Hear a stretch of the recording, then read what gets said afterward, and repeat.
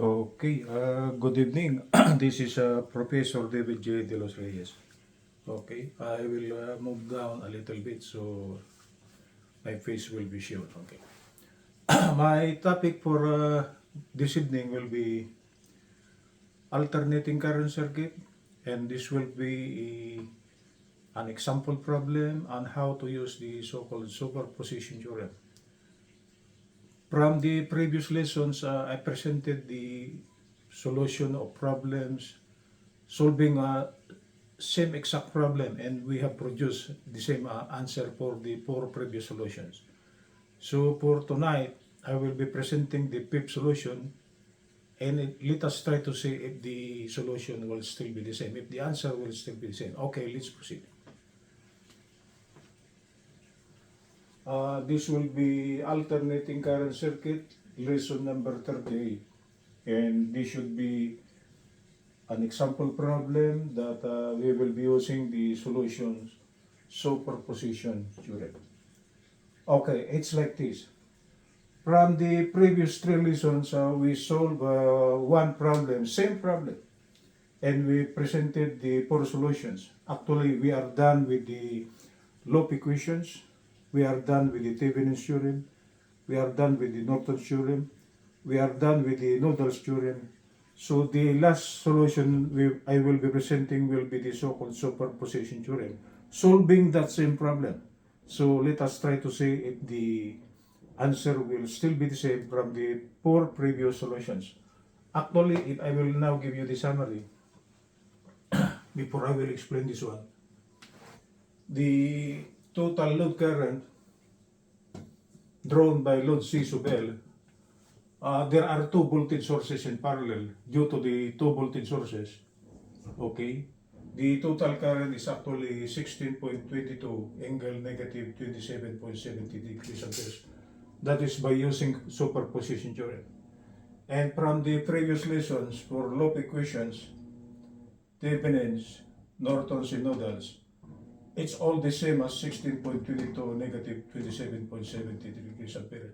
Anyway, they are all the same, so it means our theorems and methods of solutions are actually accurate. Okay, let's proceed with the superposition solution. For the superposition theorem solution, okay, there are two voltage sources here, referred to the other problems prior to this, I think lesson number 35. The figure is there. It is just two voltage sources in parallel connected to load CL. Okay, so step number one, by using superposition theorem, we will short out source number 2. So the only voltage source that remains on the circuit will be voltage source number 1, because initially voltage source number 2 is here. This is E2. That was the original circuit. But under superposition, we will consider one voltage source at a time. So for the meantime, for step number 1, we will disregard what you call this voltage source number 2. We will short it out, but its internal impedance will be kept intact. It will be included in the calculation. So it will be something like this.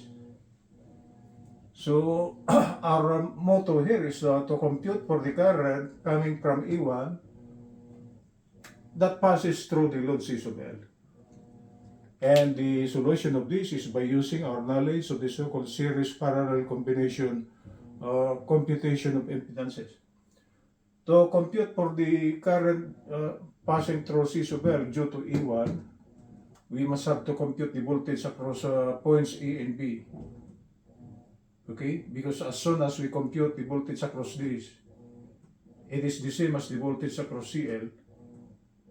Okay, and if we divide that voltage by its impedance, that will be the current due to A1. Okay, that's the concept we are following here. So in here, I will repeat the given things: C1, C2, CL, E1, and E2. These are the values. It's the same as from the previous four solutions. Okay, so if we try to compute for the voltage across here, we must have to compute first for the total current coming from E1 without E2. So we must have to compress this one here. Compress this one as a single impedance. And we call that CAB with the subscript 1. This should be with the subscript 1. Right? We will compress this one. Two impedances in parallel, so it should be 1 over C1, 1 over CAB equal to 1 over Z2 plus 1 over CL. And if we try to simplify this, okay, it will be this one here. Okay?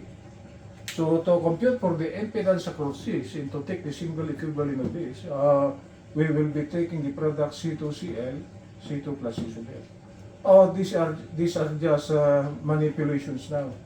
C2 plus CL, okay. The magnitude of the combined value of C2 plus CL, I didn't place you anymore.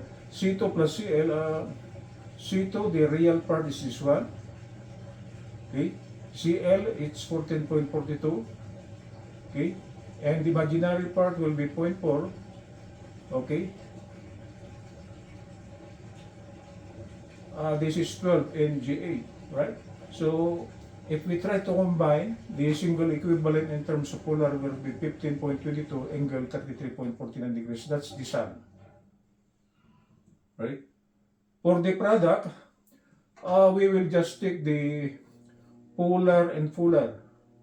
Okay? 0.8 times 14.42. That will be 11.536 as magnitude, angle 63.69 degrees.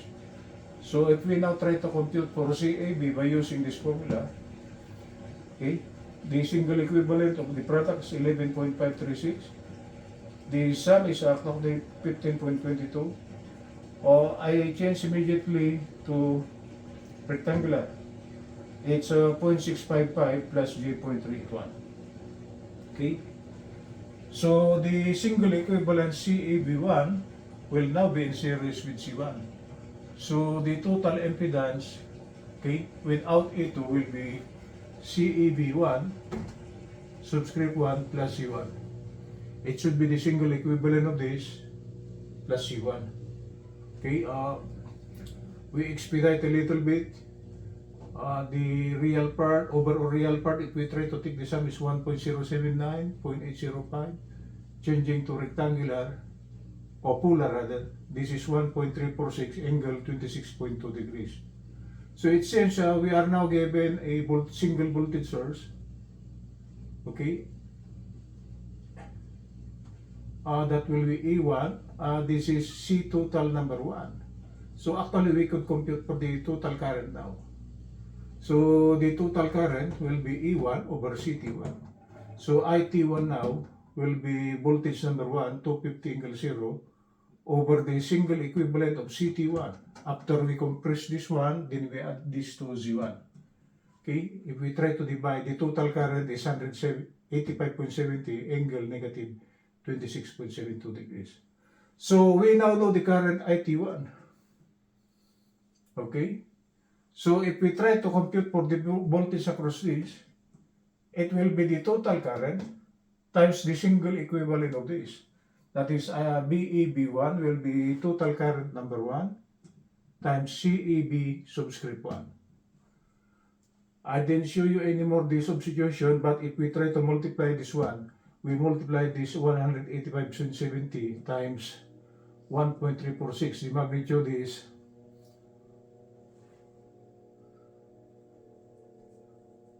the magnitude is 140.76, negative 6.52 degree volts. Okay, if we now try to compute for the current IL1, the current drawn by Z sub L due to E1, it will be the voltage across this, which is the same as across Z sub L, which is BAB sub 1 over C sub L. 140.76 over 14.42, the value of C sub L is in terms of polar is 14.42, 33.69 degrees. And if we try to convert this one to rectangular, the magnitude of the real part is 7.45 minus J6.3, and I place it here, it's downward. So due to voltage source number 1, the current passing through load system well is downward. This is downward. Okay. Next step. We place back source number 2 here. This is E2. Right? Then we remove E1. We remove E1. That will be the circuit. Right?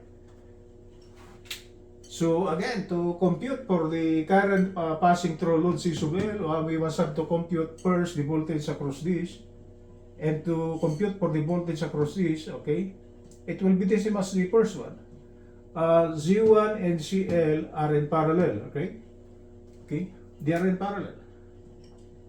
So the single equivalent of this and this, they are in parallel, will be the product C1CL over C1 plus CL. Okay? C1 plus CL, the overall value will be 15 angle 34.30 degrees. The product, 8.652 angle 28.69 degrees. So the total impedance across terminal AB with the subscript 2, meaning due to E2, will be 8.652 divided by 15. And they should be in rectangular already. This is 0.41 plus J.404. Okay? And that single equivalent, the single equivalent of this is in series with this. So C total number 2 now, meaning the total impedance considering voltage source number 2 will be C2. It will be C2. Am I still on camera? Plus the total impedance across AB, okay, subscript 2. This will be the values. Okay. And if we try to combine this one,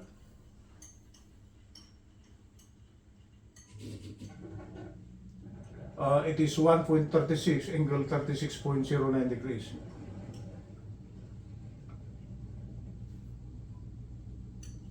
CEB2 is C2.693. Oh, this should be, I made a mistake on the writing of this one. It should be 0.41 plus J.404. Okay. So it will be 1.36 magnitude angle 36.9 degrees. So IT2 now, the total current. After compressing the impedances, it seems we are given a voltage source E2, okay, and one single impedance. Okay, this will be CT number 2. So if we try to compute for the total current number 2, total current number 2 will be E2 over CT2. So this should be 240 angle 15 degrees. E2 is 240 angle 15. Over the total single equivalent of the impedance after compressing C1 and CL, which is actually, what's the value? 1.36 angle 36.9 degrees. And the current IT2 due to voltage source number 2 is 175.83 angle negative 21.09 degrees. Okay. To compute for IL2, okay, it will be the computed voltage 101.41. The voltage across AB with the subscript 2 will be IT2 times CAB number 2, 101.41. I just place the value. Okay, you just take this value here, 1.36 times CAB number 2. Where's CAB number 2? IT2 CAB number 2. Where's CAB number 2? It is this. If you try to compute, it will be 101.41 angle 23.47 degrees. So going back to this formula, IL2 now, the current that passes through C-well due to voltage source number 2 will be 101.41 divided by 14.42. I changed already this to rectangular, so this will be 6.91 minus J1.24. It is also downward. This is also downward. Okay? The first one is downward due to E1. The second one is downward due to E2. So if we try to compute for the total current, okay, delivered to C sub L due to source number 2 and number 1, okay, in number 1, okay, we will be having this equation here. IL total current will be IL1 plus IL2. Because this is downward, so this should be plus. Right? And if we try to combine, I didn't show you any more the placing values. The real part is 14.36. Imaginary part is negative 7.24. And if we try to convert this to polar, let's see if the magnitude is 16.22. We convert to polar, right? So we display 7.54 divided by 14.36 equals second function tangent. The angle is 27.70. Okay, it should be negative because this is minus. We will take the cosine value of this. Okay, we will take the reciprocal.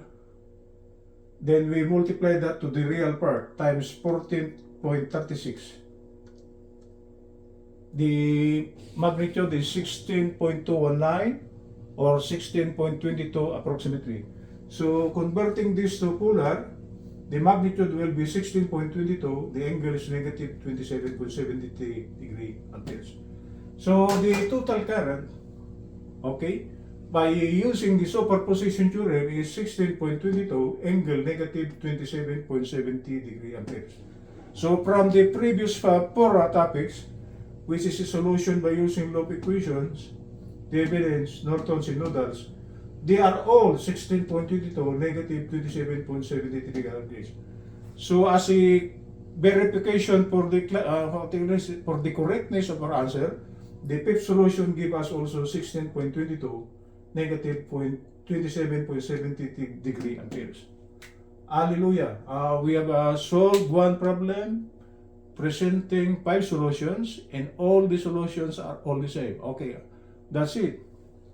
So for those of you who are taking up electrical engineering, this is for you guys. If you want to subscribe to my channel is at youtube.com/@ProfDavidJDelosReyes.